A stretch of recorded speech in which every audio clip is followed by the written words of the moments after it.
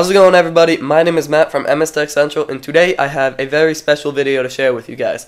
Recently, a few days ago, I hit 100 subscribers, which is an awesome milestone, a great achievement, and I couldn't thank you guys enough for making it go so quickly and so smoothly, it being such an enjoyable experience. And as promised, I'm now bringing you my setup tour. I'm going to go left to right on my desk, going over all the peripherals, and then afterwards, I'll be going over my PC, talking a little bit about each part and each peripheral, how I liked it, if it was a good price, all that kind of jazz, and that's the general idea, so you guys can get a good idea of what I use to make my videos that I upload. Now, before we waste any more time, let's get into the setup tour. From just a quick look, my desk looks pretty organized, and it looks like every single part of it has its place and stays there. That is what I aim for, and as we go left to right throughout the desk, I'll explain each component and whether or not I like it. On the very left side of my desk, we have my school organizer. This holds all my school-related supplies. We've got shelves up here for holding stuff, some drawers down here that you can put tape and pencils and all that kind of stuff in, and even a paper tray to hold all your papers. This way, none of my school supplies have to be out on my desk, and I can keep my desk clean in the way I want it to be. To the right of that, we have a regular box of tissues, which isn't really important. I just have them because I'm sick, and they really do help. In between the technology side of my desk and the school side of my desk is the Klipsch S4Is, which are my in-ear headphones of choice. They only come in at about $60, but they deliver a lot of good sound for the price. They don't look that bad either. But most importantly, they offer a really nice insulation so you can't hear background noise and other people can't hear your music. They have a pretty good bass and pretty well defined mids and highs, so I'd say they're a really awesome set of in-ear headphones for the $60 price point. Moving on is my prized possession, the Beyerdynamic DT770 Pro 80 ohm edition. These are my absolute best pair of headphones I've ever owned, and I really, really love them. If you've seen my review of them, I basically just fanboy over them for 5 minutes straight. They're extremely comfortable with their Velar ear cups, they sound awesome, and they look pretty cool too. These rest on my custom headphone holder made out of two 120mm fans taped together and the wires just hanging off the edge of the desk. It's a really cheap and simple way to make a headphone holder, and it looks pretty cool too. So now we're at the center of my desk. The first thing I'm going to talk about is the Cyber Acoustic speakers that you can see there and there. It's part of a 2.1 system. The subwoofer is actually under the desk, and I got them for only $40. For the price, I think these are a really good contender on speakers. They sound decent, they do get distorted at really high volumes, but they are awesome for what I need them for at only $40. Behind the speakers is my MacBook Pro.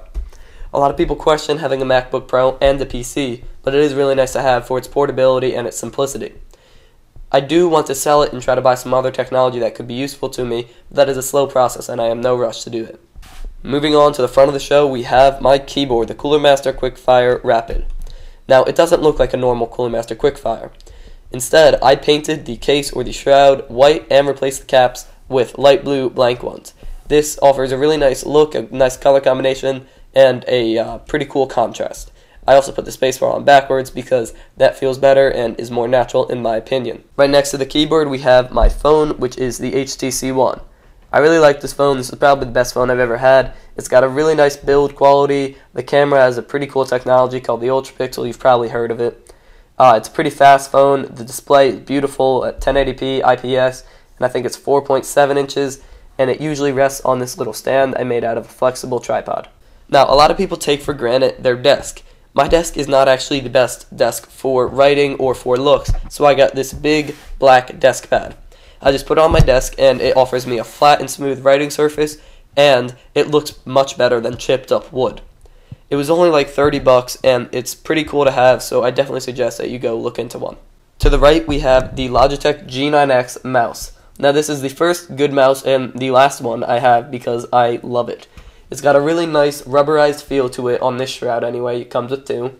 Has adjustable DPI settings, an adjustable mouse wheel, a braided cable, some awesome sensor technology, and some cool settings down here that you can change for profiling and mouse wheel settings. Other than that, up here we have a USB hub that is very useful for when your front ports are full and you do not want to go to the back of your PC. And in addition to that, we have a controller for my speakers behind the MacBook Pro at the back of my desk. So let's move on to the monitors. If you've been watching my videos, you probably know that I have two monitors.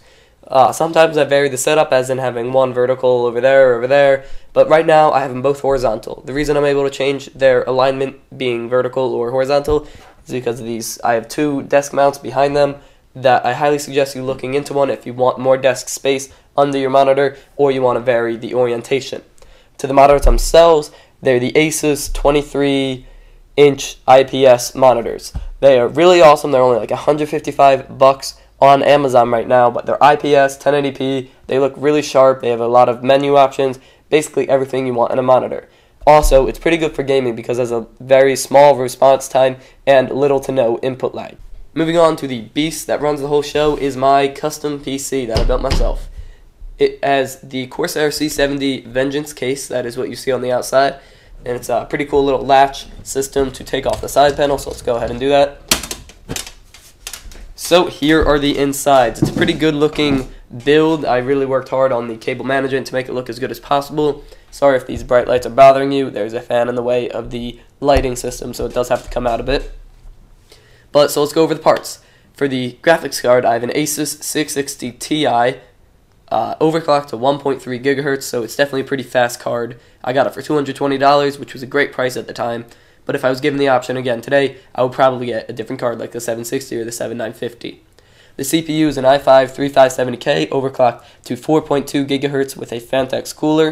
If you have any questions on the parts, I have the link in the description to the whole Battlestation's parts and the PC's parts, so that should answer any of your questions. I will mention that again at the end of the video.